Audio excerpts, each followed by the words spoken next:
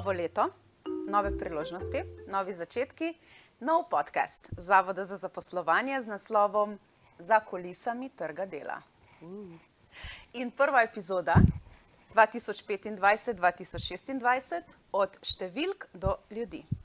Moje ime je Živa Štiglic in sem vaša gostiteljica, voditeljica, karkoli že je to pri podcastu in vas zelo lepo pozdravljam.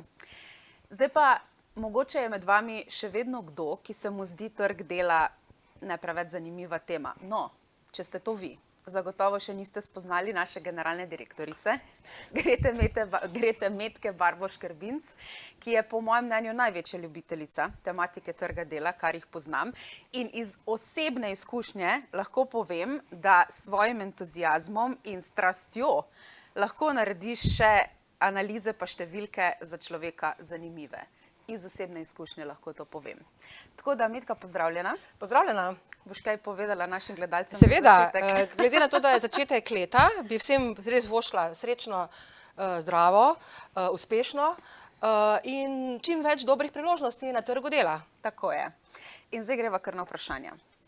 Ti sloviš kot ljubiteljica tematike trga dela, smo že rekla, ne? Zelo rada se pogovarjaš o tem. Tudi, ko gremo na službeno pot, čakamo na letalo, se želimo sprostiti ob večerji, ta tematika pri tebi vedno pride na pladenj.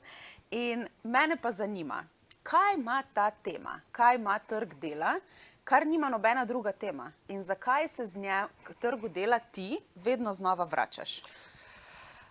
Hvala lepa. Mislim, da malo pretiravaš. Vseeno se znam tudi pogovarjati o čisto človeških zadevah, Tu pa tam. O družinskih in drugih, ampak trg dela je v bistvu moj posel. Na tem področju delam 30 let iz različnih pozicij. Še vedno se mi zdi, da je to kar zelo veliko zanimivih stvari. Nikoli ni enako, vedno delamo neke nove zgodbe, je nova zakonodaja, so novi produkti, delamo nove platforme, probamo čim bolj pomagati tistim, ki iščejo priložnost in tudi delodajalcem. Na trgu dela se zelo spreminjajo stvari, včasih smo imeli zelo veliko brezposelnih, je bilo treba drugače delati, zdaj imamo nizko brezposelnost, pomanjkanje kadrov. Pol, ko gledamo vnaprej, kaj se bo dogajalo, nas majčkeno skrbi, kako bomo zagotovili kader glede na demografske trende za naše storitve, za javni sektor, za gospodarstvo. Tako da na zavodu se skozi sprašujemo, kaj lahko mi naredimo še več kot to, kar bi nekdo pričakoval od nas. Poleg tega trg dela javnost vidi običajno samo tiste table potrebe po delavcih. Vse, kar se odvija od zadaj, je pa v bistvu o čem skrito in zato jaz mislim, da bomo naši podcasti, ki smo se jih lotili, tudi malo povedali, koliko vlagamo v razvoj in koliko sodelavcev vključenih v razne aktivnosti. Še eno bom povedala, pol pa ti takoj vrnem besedo. Lansko leto smo imeli 125 let prve javne službe v Ljubljani. Jaz mislim, da je malo katera inštitucija lahko reče, da ima res tako dolgo zgodovino. Sicer zavod ni bil takrat zavod, ampak je bila pač, ne vem, neka posredovalnica, šel je skozi različne transformacije, ampak vseeno, da je prva javna služba imela 125 let in da smo to lani obeležili, tudi počastila nas je tudi predsednica države z obiskom. Mislim, da je to en lep jubilej in da smo lahko ponosni, da imamo tako inštitucijo in jaz želim, da imamo še naslednjih 125 let. Ok, kaj pa je na primer tvoj zakaj? Odkot vlečeš to strast do dela? Odkot vlečeš ta entuziazem? Kaj je tvoj zakaj? Veš, Živa, jaz nisem vsak dan tako entuzijastična. So tudi dnevi, ko sem zelo slabe volje, ko kakšne stvari ne grejo čisto tako, kot bi si pač predstavljala. Delamo v Zavodu za zaposlovanje, je 900, skoraj 1000 zaposlenih. Mi smo velik sistem, tako da v bistvu vsak dan gledamo, kako bi zadeve delali optimalno, da delamo naše poslanstvo in da smo tudi racionalni, da delamo zakonito. Tako da jaz mislim, da nisem vedno euforična in dobre volje, ampak večinoma sem tudi tečna in zoprna. Vprašaj moje sodelavce. Ampak tudi tečno zagnana. Odkot ti zagnanost? Ja, ne vem, to imamo pa verjetno osebno v sebi, ker želimo pravzaprav narediti to, za kar smo. Se pravi, in tudi jaz želim, da javna služba za zaposlovanje je prepoznana kot tista inštitucija, ki dejansko pomaga ne samo brezposelnim iskati službe, pa delodajalcem kader. Naše aktivnosti pripomorejo tudi gospodarski rasti, pripomagajo tudi k temu, da imamo storitve, da nam bo nekdo še v bodoče zagotavljal zadeve, da v bistvu pomagamo tudi pri socialnem vključevanju oseb, pomagamo pri preprečevanju revščine in tako naprej. Tako da naše poslanstvo je zelo široko in tudi, če gledate, da so eni od osnovnih podatkov vedno, ko se pogovarjamo o makroekonomskih kazalcih, vedno se pogovarjamo o tem, kakšno je stanje brezposelnosti. Naprimer, v drugih državah EU, pa tudi v Ameriki, je brezposelnost ena prvih informacij, s katere se ugotovi, kako nam gospodarstvo deluje, kako v bistvu vse ostalo deluje. Tako da v bistvu je naše poslanstvo več kot samo tisti prosta delovna mesta na tabli in to, kar se vidi iz ceste. Ok, super, hvala, to bo mislim, da super za tale uvod. Zdaj pa greva na leto 2025 in sicer imam za tebe 3 vprašanja. Ja. Na kaj si v letu 2025 najbolj ponosna? Kaj je bil tvoj največji izziv? In kaj bi naredila drugače? Madonna. Taka vprašanja, ki so najbolj preprosta, znajo biti kar komplicirana za odgovoriti, ker jaz sem ponosna na to, da smo kot institucija naredili dobre stvari.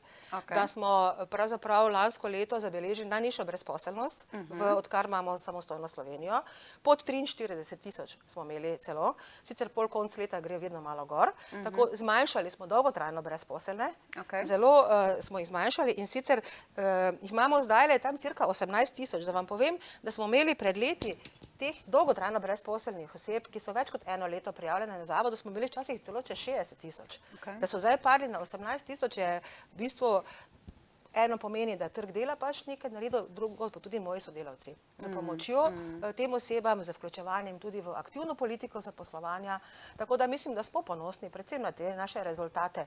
Tudi starejši se lepo zaposlujejo in tudi te kategorije so se precej zmanjšale. To je ena stvar. Druga stvar, kaj smo še ponosni? Ponosni smo, da smo naredili zavod še bolj viden. Zelo smo se potrudili v to, da verjetno smo transparentni, imamo veliko novinarskih konferenc, predstavljamo vse naše dosežke.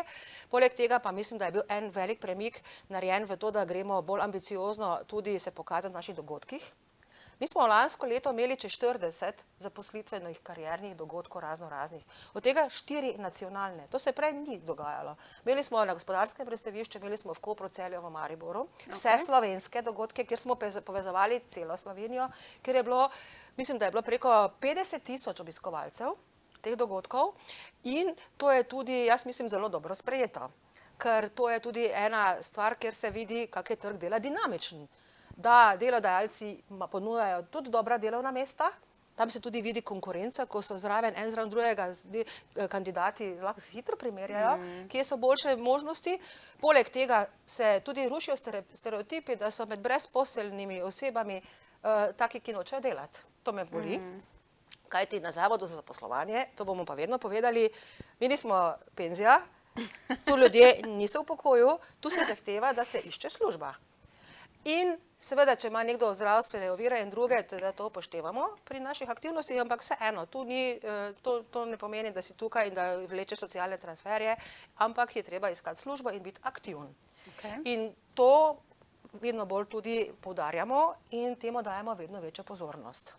Kajti vsak v javnosti pozna sigurno koga, za katerega se mu zdi, da lagodno živi kot brezposelna oseba in mislim, da mi kot javna inštitucija tega ne smemo dopustiti. Tako da sem ponosna na to vidnost, ponosna sem tudi na to, da smo veliko projektov zaštartali, raznih razvojnih, kot so nov storitveni model, kar so tudi platforma trga dela, ki jo predstavljamo, sodelovanjem med inštitucijami, da smo ustanovili svete partnerjev na regijskem nivoju, kjer nam tudi naši najbolj pomembni partnerji pomagajo pri idejah, pri kreiranju, kaj je potrebno glede aktivne politike, integracije tujcev in tako naprej. To smo ponosni. Ponosna sem na mednarodno sodelovanje. Živa, ti si tam glavna, tudi z mano skupaj. Sama veš, da smo lansko leto predstavljali temu našemu bivšemu, temu balkanskemu krogu. In smo izpeljali eno lepo konferenco, direktorsko in ekspertno. Lansko leto smo pa tudi bili izvoljeni za svetovno predsedovanje svetovni mreži Zavoda za zaposlovanje. To pa mislim, da je resno ena velika čast, da ena država, mala država Slovenija, da smo v globalnem smislu prepoznani kot ena res inštitucija in da smo dobili to priložnost za 3 leta voditi VEIPS, svetovno mrežo. In to moram pa povedati, to mene zelo fascinira. Mene že ta evropski okvir zavodov za zaposlovanje navdušuje, ker naprimer en zavod za zaposlovanje, en javni zavod v Nemčiji, ki ima 100 000 zaposlenih, ali pa en francoski s 50 000, pa en slovenski, mi smo vsi v bistvu enakopravni in razpravljamo in delimo iste probleme. Zagotoviti kadre, usposabljanje, kompetence, to so zdaj pač ti glavne terminologije, s katerimi se največ ukvarjamo, kako aktivirati najbolj ranljive skupine, kako omogočiti najbolj ranljivim skupinam integracijo na trg dela. Te teme delimo. Ko greš pa še v svetovni okvir, pa vprašaš kitajske kolege, no, koliko je pa pri vas zaposlenih na zavodu, pa jih je 1 milijon, je pa to dimenzija, ki je sploh ne moreš skoraj dojeti. In pol vsi pravzaprav, ampak naprimer, in pol so tudi razlike so pa, ker naprimer ena Afrika pa Azija, tam ima pa druge probleme, ta pa išče kvalitetna delovna mesta za mlado prebivalstvo, ki mu ne more zagotoviti dovolj služb, dovolj kvalitetnih delovnih mest. Tako da v bistvu to mednarodno sodelovanje je izjemno inspirativno. Poleg tega pa to mednarodno sodelovanje je pomembno. Zakaj? Meni je žal, da ne moramo zagotoviti vsega, kar naš trg dela potrebuje z domačim kadrom, zato se neizmerno trudimo za aktivacijo vseh, ki jih imamo, ampak smo pa odvisni tudi od delovnih migracij. Tako da že zdaj imamo 16% tujcev med delovno aktivnimi, predvidevanja so, da bo to še naraščalo. Zakaj? Zato, ker se nam demografija je neizprosna.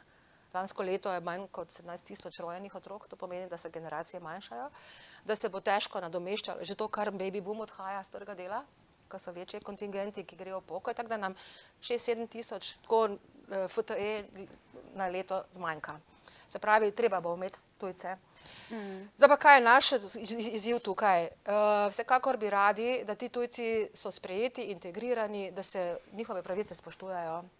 Najbolj me boli, ko srečamo, ko slišimo, ko gledamo po televiziji strašne zgodbe izkoriščanja in mi kot javna služba se trudimo, da naredimo tudi tu maksimalno, preko svojih, mogoče tudi včasih, kdo misli, ampak zelo preverjamo, kako se te zadeve dogajajo. Zelo hočemo delati, temu se reče G2G, government to government, da javne službe delamo. Jaz v bistvu zelo nimam nič proti privatnim, ampak je treba spoštovati pravila. Če jih, potem seveda, ampak dostikrat se zgodi pa, da tam zadeve ne grejo tako, kot bi morale iti. To, če sem odgovorila na tvoja 3 vprašanja. Nisem. Odgovorila si samo na to, na kaj si najbolj ponosna. Izčrpno, hvala. Zdaj pa povej še, kaj je bil tvoj največji izziv lanskega leta in kaj bi naredila drugače. Moj izziv lanskega leta je bil sigurno odprtje slovenske ambasade na Filipinih, kamor smo šli tudi mi predstavljati v bistvu naš trg dela in postopke in kjer smo se morali izjemno potruditi, da smo to naredili G2G, da smo pravzaprav povedali tudi filipinskim kolegom, da želimo delati na nivoju javnih institucij in da smo tisti dogodek speljali na ta način. To je bil res, mislim, da so mi par let življenja, mi je organizacija dogodka na Filipinih pobrala. Tudi meni. Pa ne samo zaradi tega, ampak tudi, ker so, sicer so kolegi iz Filipinov zelo simpatični, ampak z njimi je včasih težko priti do final agreement. Tako. Kaj bi pa naredila drugače? To je drugače. Vedno je nekaj. Ne vem, drugače. Vsaka stvar se da narediti boljše. Jaz mislim, kaj bi rada, mogoče bi kakšne stvari rada naredila prej. Jaz, ne vem, že 2 leti pa pol, oziroma zdaj bo 3 leta, odkar bom 1 leto vedejevstvo, pa 2 leti mandata, si zelo želim, da bi posodobili organizacijo Zavoda za zaposlovanje in sistemizacijo. Da bi izkoristili to, kar je tudi nov plačni sistem prinesel, ker naši zaposleni, jaz sama ne morem narediti nič. lahko naredim samo z motiviranimi sodelavci. Tako da, v bistvu je ena moja resno, iskrena orientacija, da naši sodelavci radi hodijo v službo, da imamo dobre medsebojne odnose. Želim pa, da so tudi, seveda morajo biti pa tudi primerno nagrajeni. In včasih zgodovinsko smo imeli kakšne vzpone in padce na tem področju, tako da zdaj, ko imamo nov plačni sistem in bi želeli končno, da malo tudi posodobimo našo organizacijo in sistemizacijo. In to bi bila pač, se mi zdi, da že vse skupaj malo predolgo traja. Okay. V redu, hvala, iskreno. Zdaj pa poglejva tako. Vedno se mi zdi, da nam ostanejo zgodbe ljudi. Zgodbe pač, a ne? Številke, rabimo jih, ampak zgodbe je pa tist, kar je velikrat so naš zakaj in ostanejo. Katera zgodba z trga dela v zadnjem letu, se pravi 2025, te je osebno najbolj zadela ali pa presenetila in zakaj? Ja, to sem že majčkeno povedala. Jaz kakorkoli na vrhu redkeje srečam dobre zgodbe, veliko bolj pogosteje pa negativne. Okay. To je pač nekako tudi verjetno tako prihajajo stvari gor. Naši svetovalci so verjetno zadovoljni, ko uspejo s kako dobro zgodbo zaposliti osebo in tako naprej. Jaz sem vesela, ko nam uspejo dogovori, ko nam uspe implementirati kako storitev. Zadovoljna sem, kako smo se lotili izzivov, naprimer zakona o urejanju trga dela, zelo strukturirano, s čim manj hektike, s sodelavci, ki so delali v delovni skupini, da smo pripravljeni, da imamo načrt. Jaz sem včasih človek malo tudi načrtovanja in sistema. Jaz imam včasih malo zelo rada sistem in red, ker drugače bi morala biti control freak, tega pa ne želim. Tako da vesela sem, da smo se dobro lotili implementacije zakonodaje, projektov, tudi tega skrajšanega delovnega časa, da smo pač vemo, kam gremo in kaj počnemo in da imamo stvari pod kontrolo. Včasih, se pravi, mene najbolj moti, ko se mi zdi, da smo ene stvari že delali, pa jih pol naenkrat moramo spet se na novo nekako zalaufati. V bistvu dosti je bila kriva korona. Jaz ne vem, kaj je s to korono se zgodilo, ampak pred korona time, je, kot da bi se svet obrnil čisto drugače. Ene stvari moraš vse na novo osvojiti, pa na novo skomunicirati, pa take čisto osnovne, ki misliš, da je že samo po sebi umevno. Naprimer to. Osebne zgodbe, ki me pa bolijo, so pa predvsem te, ki se nanašajo na kršitve pravic delavcev. To pa res se mi zdi, da ni primerno za našo družbo in je škodljivo za vse in za ekonomijo in za državo in tako naprej, ker vsi vemo, da smo na globalnem trgu dela, da delavci imajo priložnost iti naprej in mislim, da je treba biti, in da to tudi sami sebi žagamo vejo. In te zadeve se mi pa zelo dotaknejo, ko jih slišim in mislim, da je treba se resno maksimalno potruditi, da to preprečujemo. Te zgodbe so me pa bolele. Ok. Zdaj pa skočiva v prihodnost. 2026. Katero področje ali pa trend bi ti izpostavila kot nek skriti dragulj za rast zaposlovanja v prihodnosti, nekaj, kar mogoče večina še ne opazi ali pa premalo razume. Ti pa že vidiš. Ja, bodoče ni tako enostavno spet, ker matematika se tu ne bo izšla, se pravi, glede na demografijo in mi se moramo potruditi, da res vse, kar imamo, aktiviramo. Kaj jaz vidim? Vidim priložnost predvsem v teh rezervah, ki jih imamo na domačem trgu dela. Ni jih veliko, Slovenija ima tesen trg dela, ampak še vedno imamo. Imamo mlade, tako da zdaj s študentskim delom, če bomo bolj aktivni, bolj ambiciozni posredovanje študentskega dela, jaz mislim, da bomo lahko prišli korak naprej tudi do mladih in jim pomagali tudi pri tem, da bodo manj prekarnih zaposlitev, da se bodo lažje prehajali v trajnejše zaposlitve. Oni imajo tudi radi varnost, pa tudi rabijo kredite, pa reševati svoje stanovanjsko vprašanje in tako naprej. Tako da jaz mislim, Zavod za zaposlovanje tu vidi eno stvar, ki jo se v naslednje leto lahko lepo speljemo. Poleg tega bi rada, da smo bolj tudi ambiciozni pri starejših. Zdaj nam je zakonodaja sicer neke spodbude in neke stvari omogočila. Delamo tudi en skupen projekt z ZPIZ-om, da bi tudi tam pomagali malo zadeve, da ljudem spodbujamo pri dalj časa vztrajanju v zaposlitvah. Poleg tega imamo še mi tudi nekaj takih skritih skupin, ki bi jih lahko aktivirali, kot so žene migrantov in tako naprej. Ti so že tukaj. K tem je treba naproti stopiti na nek način. Malo teže, ker ne hodijo, mislim, težko pridejo k nam, ne, moramo iti mi ven. To je ena stvar. Se pravi, to je en taka stvar, ki se bo letos šli. pa sodelovanje. Brez tega, da sodelujemo z drugimi inštitucijami, ne šlo. Ja, ja. Mi se moramo povezovati. Zelo dobro nam gre napredek pri sodelovanju s Centri za socialno delo, ker imamo tudi dosti skupnih strank. Tako da jaz mislim, da lahko s tem nadaljujemo. To bomo počeli naprej še. No. Mislim, da je to... Pa mogoče se bomo še kaj dodatnega spomnili. Se sama veš, da imamo ideje veliko. To pa res. Treba se je zavedati tega, da moramo mi biti proaktivni. To je taka sfucana sicer fraza, ampak dejansko noben te ne prepozna, če se ti sam ne pokažeš. Ambiciozno je, zato tudi ta podcast snimamo. Da je mogoče tisti, ki ga bo zanimalo, bo malo poslušal, ker eno smo navajeni na hitre informacije, ki jih dobimo na spletnih, na socialnih omrežjih, ne? Ampak da, če nekoga zanima, in tako da z našimi temami, ki jih bomo naprej razlagali, imamo ogromno stvari, ki jih lahko tudi še bolj podrobno povemo. In bo treba pač biti še bolj stopiti naprej, da nas bodo smatrali kot tiste, ki jim dejansko lahko pomagamo. Treba iti ven. Okay. Vedno manj bo tistih, ki bodo hodili k nam. Ni dovolj imeti spletno stran. Spletnih strani je ne vem koliko. Treba je biti pač, najti po vseh kanalih, nekomu povedati, ja, glej, mogoče ti bo pa zavod lahko pomagal. Pa zakaj ne? Se nimamo kaj zgubiti. Pri nas ni treba nič plačati. Ja. Vse storitve so zastonj. Določene storitve imamo 24/7, sploh te, ki bodo digitalne, te platforme, da vidiš, kaj bo z mojim poklicom čez 5 let, kje kompetence bi bilo pametno, da jačam, kje bi lahko zdaj sebi pomagal. Potem, če si ne boš mogel pa po tej poti, imamo pa strokovnjake. Kaj je naše največje bogatstvo? Naši zaposleni. Mi imamo izobrazbeno strukturo visoko, imamo zelo zavzete ljudi, ki zelo radi pomagajo najti priložnosti. Tako da jaz mislim, da je to naš izziv, da nas bojo prepoznali in tudi delodajalci. Ja, mi gremo do delodajalca, mi vam pomagamo vam, mi smo zastojni. To je pomembno, ne? Ja. No, pa če izhajam iz tega, kar si zdaj rekla, ne?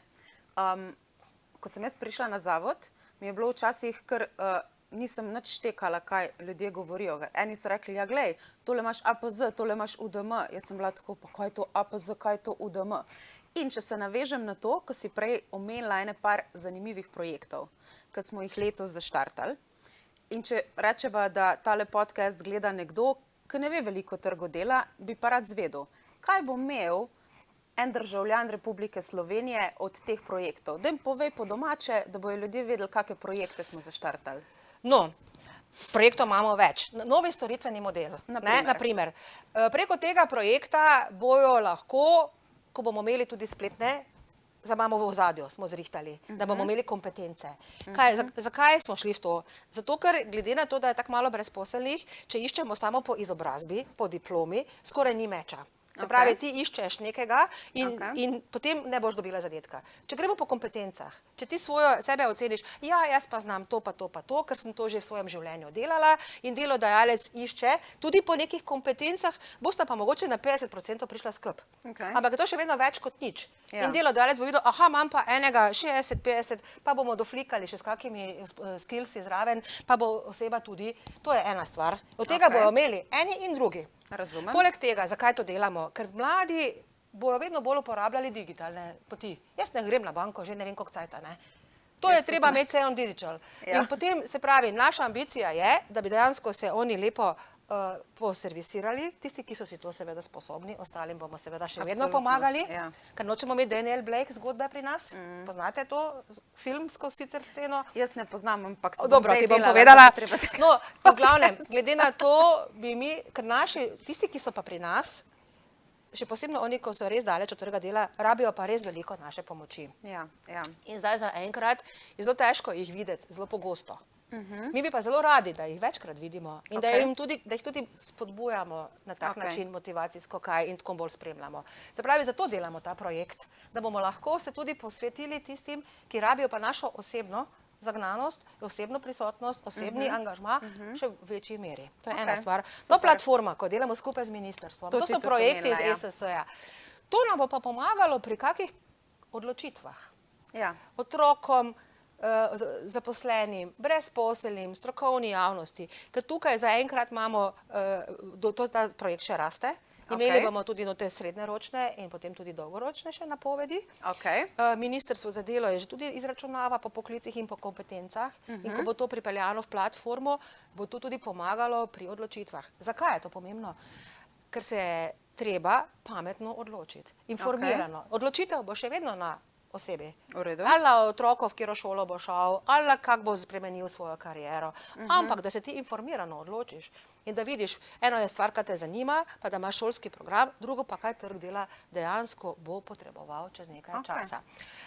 To bo pomagalo ljudem in katere kompetence jačati, kako bom jaz to lahko naredil. Se pravi, vložil bom modularno, mogoče bomo tudi mikrodokazila, seveda sodelujemo tudi na tem področju, tudi dobro veš, kar jih dostikrat predstavljaš mednarodno, kaj to pomeni. To pomeni učni izidi iz manjših, krajših modularnih programov, s katerimi lahko tudi izboljšuješ svojo konkurenčnost na trgu dela in postajaš, jaz upam, da s takimi programi lahko tudi delaš, greš na boljša plačana delovna mesta, zato je nam pa vsem pravzaprav tudi v interesu, da je trajnostno, da je prehod pozitiven in tako naprej. V letošnjem letu, ko si rekla za izzive, moram reči, da imamo tudi en izziv, to zaposlitveno svetovanje, to je tudi novost, ki jo je prinesel Zakon o urejanju trga dela, povezava tistim delodajalcem in onim, ki se bodo zaposlili, lahko tudi kasneje tudi pomagal pri razreševanju kakršnihkoli težav. Samo to bo pač morala obe strani nekako se z tega strinjati. Se pravi, tega se moramo tudi lotiti sistemsko in spraviti to v izvajanje. Se pravi, če sem jaz prav razumela, ta nov projekt Platforma trga dela bo v bistvu vsakemu človeku omogočil, da bo lažje tudi predvideval, katere veščine bojo tudi v prihodnosti potrebne, si bo lažje planiral kariero, v bistvu ene ful dobre informacije prinesel vsem, ne? Ja. Ok, super. To je tudi meni novo, ker na teh področjih nisem toliko domača, pa je v bistvu zanimiva informacija. Ja, se pravi, zdaj ta paradigma se ne spreminja sama pri nas, ampak tudi širše. Se pravi to, da je treba gledati na veščine, gledati na kompetence, to je že nekaj časa se na tem ampak kako dobiti informacije, ne? Zdaj pa, kaj je tisto, kar bo dejansko meni pomagalo, še vedno vemo, da bo, zdaj na pamet lahko govorimo, glede na trende, da so digitalne veščine pomembne, da je treba veliko vlagati v to. Potem zeleni prehod, zelena delovna mesta, pol vemo, da se tudi staramo, se pravi, rabimo empatijo, rabimo tudi to, kar je dejansko treba pomagati ljudem na raznih področjih. Tako da, in kaj, to so te mehke veščine, ene poklicno specifične so pa tudi take, ki se bojo pa tudi vedno bolj potrebovale. Tako da ljudje s temi našimi produkti, ampak moram pa povedati, da to sploh, to kar zgleda enostavno, ima zadaj zelo veliko poslovne logike in zelo veliko dela, ker zadeve morajo biti enostavne, na 2 klika, ker nimamo potrpljenja, morajo biti pa tudi zelo precizne, da ne govoriš kar nekaj brez veze.